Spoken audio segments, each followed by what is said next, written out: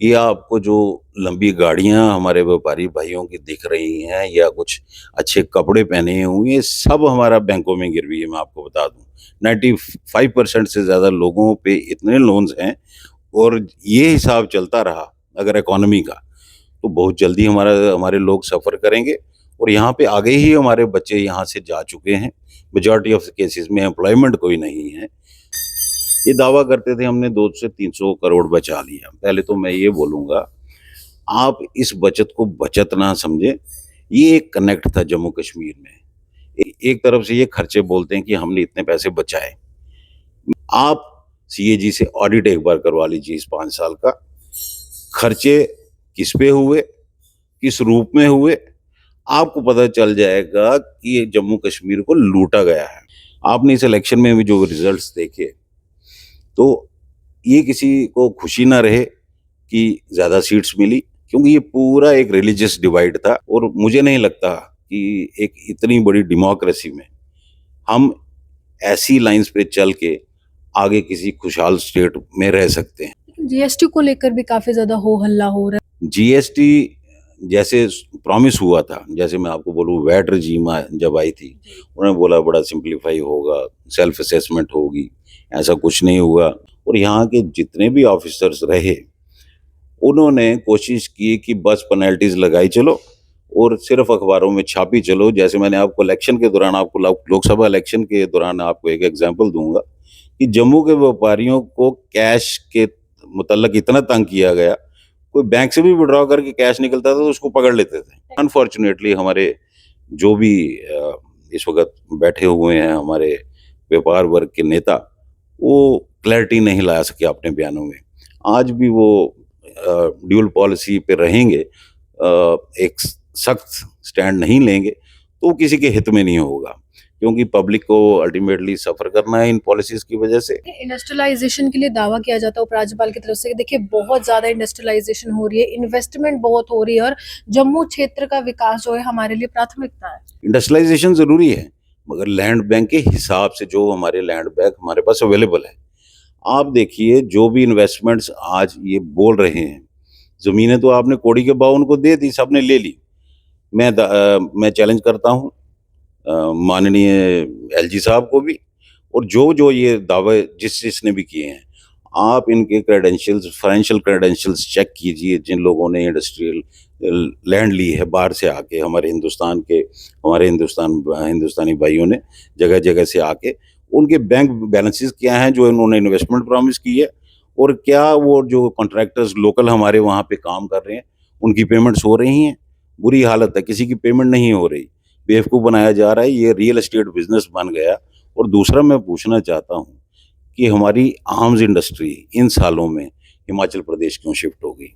आपने हर इंसान को हरास किया है, बेवकूफ़ बनाया है और सिर्फ़ आपने अपने फ़ोटो रोज़ छापे हैं, अखबारों में एड्स दी हैं और पॉलिटिकली चले हैं। किसी भी केंद्र शासित प्रदेश में पॉलिटिक्स की इंतहा हुई है तो वो जम्मू कश्मीर में हुई है, ये हमारा दुर्भाग्य है। जम्मू कश्मीर के विकास की बात जम्मू के तमाम नेता व उपराज्यपाल करते हैं, लेकिन तब विकास के दावे कहा जाते हैं जब जम्मू के व्यापारी पे पूरी तरह से नजरें रखते हैं, लेकिन उस व्यापारी की दुकान पर एक भी ग्राहक नहीं आता है। उसके विकास के लिए, उसके भविष्य के लिए कुछ सोचा नहीं जाता और महज भाषणों में ही ये तमाम बातें रहती है। मेरे साथ एक ऐसे शख्स है जिनको जब एक ताकत मिली, एक कुर्सी मिली और मुखर होकर उन्होंने आवाज बुलंद की, चाहे वो प्रशासन हो, शासन हो, सबके खिलाफ कि आखिरकार मैं व्यापारी वर्ग की उम्मीद हूं और मेरी उम्मीदें कब पूरी होंगी। मैं उन व्यक्ति की बात कर रही हूं जो चैम्बर की कुर्सी पर बैठे, प्रेसिडेंट की कुर्सी पर बैठते हुए लगातार एम्स आंदोलन में हिस्सा लेकर एम्स भी छीन कर लाए थे। मैं इनसे बात करने की कोशिश करूंगी आखिरकार एक बड़ा मुद्दा जो है दरबार मूव का, उसको ये कैसे देखते हैं, क्योंकि आज वो लोग जीते हैं जो इसके खिलाफ रहे हैं। सर क्या लगता है इस समय व्यापारी की क्या हालत है हमारे जम्मू में? देखिए, व्यापारी की हालत मेरे बयान करने से कुछ नहीं होगा, ग्राउंड पे आप देख लीजिए जो व्यापार की हालत हो रही है और दिन पर दिन बद से बदतर हो रही है। जो आपने दरबार मूव का इशू बोल रही हैं, मेरा उसमें मानना है कि जो भी प्रशासन है, चाहे वो शासक हो या केंद्र शासित प्रदेश हो, चाहे वो पॉपुलर गवर्नमेंट है या गवर्नर राज है, आपको गवर्न करनी है स्टेट, जी। आपको दुकानदारी नहीं करनी है। आप बड़ी माइन्यूटली ऑब्जर्व कीजिए कि ये जब से ये 5 साल में जो हुआ, ये प्योरली एक दुकानदारी चलाई जा रही है, सरकार नहीं चलाई जा रही है। ये दावा करते थे हमने 2 से 300 करोड़ बचा लिया। पहले तो मैं ये बोलूँगा, आप इस बचत को बचत ना समझें, ये एक कनेक्ट था जम्मू कश्मीर में, एक धर्म और मज़हब का कॉन्टैक्ट था। ये इकॉनमी इस पे हमारी रिलायंट थी और 90% जम्मू की इकॉनमी कश्मीर पे रिलायंट है, मैं साफ कर दूँ आपको। अब अगर खर्चों की बात करें, एक तरफ से ये खर्चे बोलते हैं कि हमने इतने पैसे बचाए। मैं अपील करूँगा आपके माध्यम से केंद्र शासित प्रदेश में बैठे हुए शासक को भी और पॉपुलर गवर्नमेंट जो आई है honourable chief minister Omar Abdullah साहब की, और साथ ही केंद्र सरकार में जो लोग बैठे हैं, खासकर एमएचए में हमारे अमित शाह जी, आप सीएजी से ऑडिट एक बार करवा लीजिए इस 5 साल का। खर्चे किस पे हुए, किस रूप में हुए, आपको पता चल जाएगा कि ये जम्मू कश्मीर को लूटा गया है। जब यहाँ के लोग कभी बयान में बोलते हैं कि नहीं बार वाला आया, मैं वो बार वाला नहीं मानता, क्योंकि वो भी हमारी तरह हिंदुस्तानी है। मगर जो ये शासक अभी चला रहे थे, उन्होंने ऐसे बिहेव किया है जैसे जम्मू कश्मीर हिंदुस्तान का हिस्सा ही नहीं है। आप एक बार थॉरोली एक ऑडिट कीजिए, आपको दूध का दूध पानी का पानी हो जाएगा। सरकार यहाँ सिर्फ बयानबाजियों पे चली, ग्राउंड पे कुछ भी इम्प्लीमेंटेशन नहीं हुई। केंद्र सरकार की जो भी मंशा थी, उन्होंने सिंसियरली जितने भी पैसे यहाँ पे भेजे और जितनी भी डेवलपमेंट वो चाहते थे, वो ग्राउंड पे नहीं पहुंच सकी। जहाँ तक जम्मू के व्यापार की बात आप कर रहे हैं, तो आपको याद होगा कि 2014 से 2020 लगभग में 2 टर्म्स चैम्बर प्रेसिडेंट रहा, और मेरा प्रयास रहा कि कश्मीर चैम्बर के साथ तालमेल रखना, क्योंकि हमारे इश्यूज सेम हैं। एक वॉइस बनती है, एक फोर्स बनती है।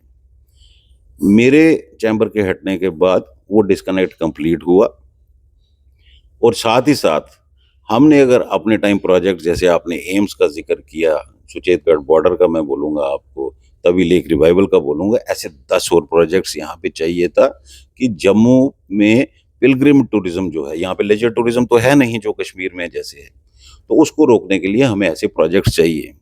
साथ ही साथ जो हमारे प्रोजेक्ट्स चले भी थे, चाहे वो सुचेतगढ़ है, लेजर शो है बाऊ प्लाजा में, घराना वेटलैंड है, इनकी हालत देखिए। मतलब यहाँ बोलने वाला कोई नहीं, और मैं नहीं जानता कि ये क्यों बोलते हैं कि इससे पहले भी केंद्र शासित। शुरुआत दमखम से होती है, वो सर्वाइवल नहीं हो पाता। क्या मंशा नहीं है, ये दिखाने के लिए शुरू कर देते हैं? देखिए, यहाँ पे सिर्फ कागजों में खाना पूर्ति हो रही है। ये सिर्फ अचीवमेंट्स बताने के लिए, हिंदुस्तान में बेचने के लिए, और जम्मू कश्मीर के लोगों को गुमराह करने के लिए हुआ है।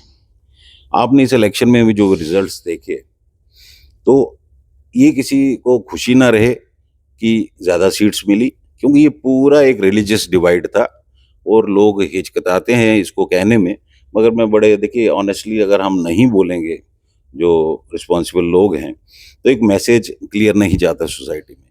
ये पूरा एक रिलीजियस लाइंस पे इलेक्शन हुआ, और मुझे नहीं लगता कि एक इतनी बड़ी डेमोक्रेसी में हम ऐसी लाइंस पे चल के आगे किसी खुशहाल स्टेट में रह सकते हैं। तो मुझे लगता है ये जो डिवाइड है, ये बहुत बड़ा हुआ है, और जो पॉपुलर गवर्नमेंट आई है, और हमारे honourable chief minister Omar Abdullah साहब इस चीज़ को बहुत बाखूबी समझते हैं। अब कोई बोलेगा कि उनको समझाने की ज़रूरत है, तो उनको पता होना चाहिए, वो एक्सटर्नल अफेयर्स मिनिस्ट्री में रहे हैं, और पूरा एक फुल टर्म चीफ मिनिस्टर भी रहे हैं, तो उनको बताने की ज़रूरत नहीं। उनको सब पता है कश्मीर की क्या ज़रूरत है, क्या प्रॉब्लम है, जम्मू की प्रॉब्लम क्या है और क्या ज़रूरत है।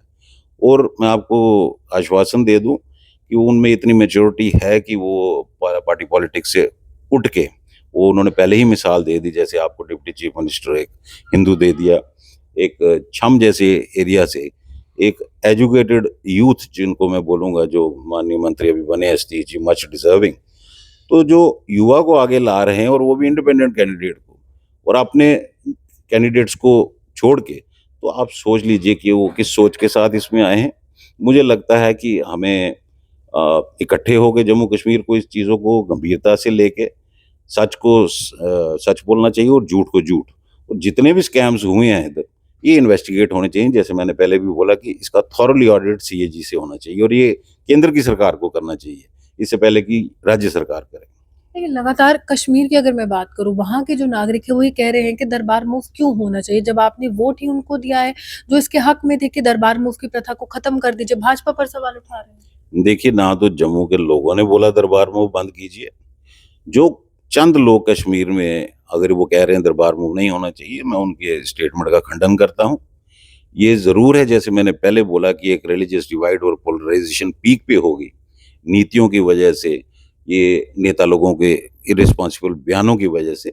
हमें इस चीज़ को ख़त्म करना है, ना ही इस चीज़ को बढ़ाना है। लेकिन जीएसटी को लेकर भी काफी ज्यादा हो हल्ला हो रहा है, वो क्या मामला है कि क्या उससे व्यापारी आगे बढ़ पाएगा? देखिए, जीएसटी जैसे प्रॉमिस हुआ था, जैसे मैं आपको बोलूँ वैट regime जब आई थी, उन्होंने बोला बड़ा सिंप्लीफाई होगा, सेल्फ असेसमेंट होगी, ऐसा कुछ नहीं हुआ, लोग तब भी हरास हुए। मगर जीएसटी regime बहुत ही कॉम्प्लिकेटेड थी और आज भी आए दिन नए-नए प्रावधान, और यहाँ के जितने भी ऑफिसर्स रहे, उन्होंने कोशिश की कि बस पेनल्टीज लगाई चलो और सिर्फ अखबारों में छापी चलो। जैसे मैंने आपको इलेक्शन के दौरान, आपको लोकसभा इलेक्शन के दौरान आपको एक एग्जांपल दूंगा कि जम्मू के व्यापारियों को कैश के मुतल्लक इतना तंग किया गया, कोई बैंक से भी विड्रॉ करके कैश निकलता था तो उसको पकड़ लेते थे। टैक्स लगा देते थे। टैक्स नहीं, जो नॉर्म्स होते हैं 50,000 से ऊपर कैश नहीं, बैंक से कोई निकलेगा उसको पकड़ना, लोगों की जो जो टूर पे जाते थे बिजनेस टूर, उनको पकड़ लेना और शाम को खबर दे देनी है हमने 5 करोड़ पकड़ा। मैं गवर्नमेंट को जो उस वक्त के शासक थे, मैं उनको चैलेंज करता हूँ, आप आज उसको आप वाइट पेपर इशू कीजिए, कितना कैश उसमें जायज़ था और कितना नाजायज़ था। वो सारा जायज़ कैश इन्होंने पकड़ा और 3-3 दिन एसडीएम्स वो अपने कैश घर में रखते थे। सीजर के ऊपर उन्होंने डेट तक नहीं डाली। मगर अनफॉर्चुनेटली हमारे जो भी इस वक़्त बैठे हुए हैं हमारे व्यापार वर्ग के नेता, वो क्लैरिटी नहीं ला सके अपने बयानों में।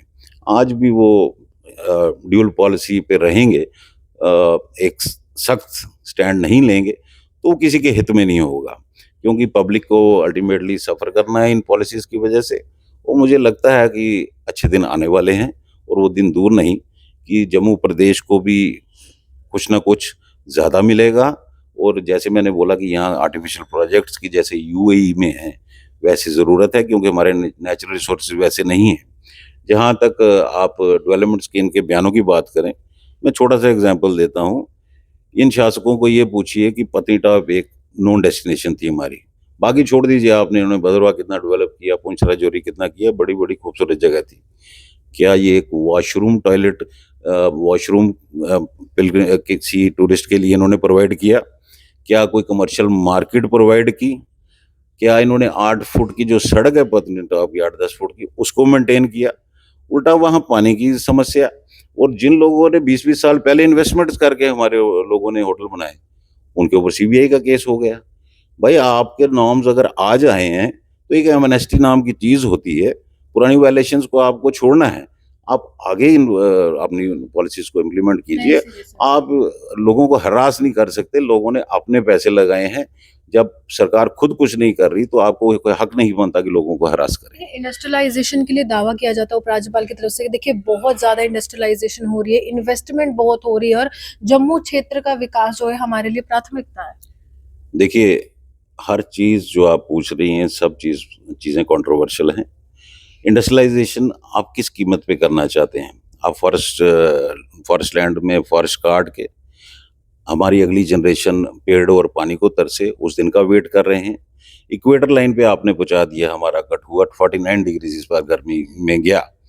इंडस्ट्रियलाइजेशन ज़रूरी है, मगर लैंड बैंक के हिसाब से जो हमारे लैंड बैंक हमारे पास अवेलेबल है। आप देखिए जो भी इन्वेस्टमेंट्स आज ये बोल रहे हैं, ज़मीनें तो आपने कौड़ी के भाव उनको दे दी, सबने ले ली। मैं चैलेंज करता हूँ माननीय एलजी साहब को भी, और जो ये दावे जिसने भी किए हैं, आप इनके क्रेडेंशियल्स, फाइनेंशियल क्रेडेंशियल्स चेक कीजिए। जिन लोगों ने इंडस्ट्रियल लैंड ली है बाहर से आके, हमारे हिंदुस्तानी भाइयों ने जगह-जगह से आके, उनके बैंक बैलेंसेस क्या हैं जो इन्होंने इन्वेस्टमेंट प्रॉमिस की है, और क्या वो जो कॉन्ट्रैक्टर्स लोकल हमारे वहाँ पे काम कर रहे हैं, उनकी पेमेंट्स हो रही हैं? बुरी हालत है, किसी की पेमेंट नहीं हो रही, बेवकूफ़ बनाया जा रहा है, ये रियल एस्टेट बिज़नेस बन गया। और दूसरा मैं पूछना चाहता हूँ कि हमारी आर्म्स इंडस्ट्री इन सालों में हिमाचल प्रदेश क्यों शिफ्ट हो गई। आपने हर इंसान को हरास किया है, बेवकूफ़ बनाया है और सिर्फ आपने अपने फ़ोटो रोज़ छापे हैं, अखबारों में एड्स दी हैं और पॉलिटिकली चले हैं। किसी भी केंद्र शासित प्रदेश में पॉलिटिक्स की इंतहा हुई है तो वो जम्मू कश्मीर में हुई है, ये हमारा दुर्भाग्य है। व्यापारी रीढ़ की हड्डी होता है सर, लेकिन वो रीढ़ की हड्डी जब धीरे-धीरे टूटती है तो कितना असर पड़ेगा जम्मू क्षेत्र पर? देखिए, जम्मू आगे ही बर्बादी की कगार पे है। ये आपको जो लंबी गाड़ियाँ हमारे व्यापारी भाइयों की दिख रही हैं या कुछ अच्छे कपड़े पहने हुए, ये सब हमारा बैंकों में गिरवी है, मैं आपको बता दूँ। 95% से ज़्यादा लोगों पे इतने लोन्स हैं और ये हिसाब चलता रहा अगर इकोनॉमी का, तो बहुत जल्दी हमारे लोग सफ़र करेंगे और यहाँ पे आगे ही हमारे बच्चे यहाँ से जा चुके हैं। मेजॉरिटी ऑफ केसेस में एम्प्लॉयमेंट कोई नहीं है। जो 10 साल पहले सैलरीज़ होती थी एमबीएस और इंजीनियर्स की, वही हालात आज हैं, तो डेवलपमेंट कहाँ पे है? देखिए, जो भी होना चाहिए, वो ज़मीनी स्तर पे होना चाहिए। बड़े-बड़े अच्छे प्रपोज़ल्स केंद्र की सरकार ने जो भी कश्मीर पॉलिसी चला रहे थे, उन्होंने सोचा और काफ़ी उन्होंने इसमें फाइनेंशियल असिस्टेंस इतनी दी है, मुझे लगता है पिछले 70 साल में इतना पैसा नहीं आया होगा जितना इन 5 सालों में आया। मगर क्या वो ट्रांसलेशन ग्राउंड पे हमें दिख रही है? तो मुझे लगता है कहीं न कहीं इसको रिविज़िट करने की ज़रूरत है केंद्र सरकार को और ये जो पोलराइज़ेशन का सिलसिला है, इसको प्रायोरिटी पे देखना चाहिए। ये किसी भी मुल्क की तरक्की के लिए अच्छा नहीं होगा कि हम रिलीजियस डिवाइड को फर्दर करें। उमर अब्दुल्ला के शासन में जम्मू कश्मीर का या जम्मू क्षेत्र का भविष्य कहाँ देखते हैं? उन व्यापारियों को कहाँ देखते हैं जो सीधी ट्रेन जो है वो पहुंच गई है अब कटरा, और कटरा वाले भी परेशान है, गंडोला को लेकर रघुनाथ बाजार वाले भी परेशान है, ओल्ड सिटी वाले भी परेशान है। वो भविष्य कहाँ है उमर अब्दुल्ला की सरकार में? देखिए, मैंने पहले ही आपको honourable chief minister Omar Omar साहब के बारे में बताया।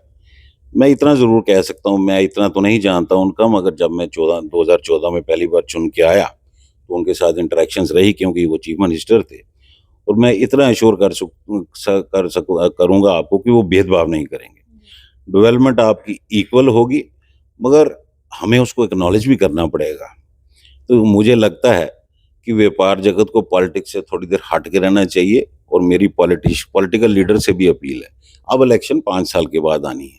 मेहरबानी करके आप ऐसे बयान ना कश्मीर के पॉलिटिशियन दें और ना जम्मू के पॉलिटिशियन, जिससे नफ़रत की आंधी और बढ़े। इन दूरियों को ख़त्म करना है और जहाँ तक ट्रेन का आगे जाने का मसला है, तो देखिए डेवलपमेंट कहीं नहीं रुकती, वर्ल्ड ओवर चलती है और हम नहीं कह सकते कि ट्रेन आगे नहीं जाएगी। इसमें मैंने जैसे बोला आर्टिफिशियल प्रोजेक्ट्स यहाँ भी चाहिए, वैसे ही कटरा को भी चाहिए। जहाँ-जहाँ से भी ट्रेन गुज़रेगी उन लोकल क्षेत्र में जो भी वायबल है, ऐसे प्रोजेक्ट्स आने चाहिए कि टूरिज़्म हमारा चल सके। टूरिस्ट जो पिलग्रिम हमारा टूरिज़्म मेजॉरिटी यहाँ पे आता है, उसको रिटेन कर सकें। और मैंने अपने टाइम में ये भी कोशिश की थी कि एक सर्किट बने, ऑल रिलीजियस सर्किट। देखिए नंगाली साहब है, शादरा शरीफ है हमारा, वैष्णो देवी है। तो ये हर धर्म और मज़हब के लोग यहाँ आ सकते हैं। इसको सिर्फ सोच को आगे बढ़ाने की ज़रूरत है और इम्प्लीमेंट करने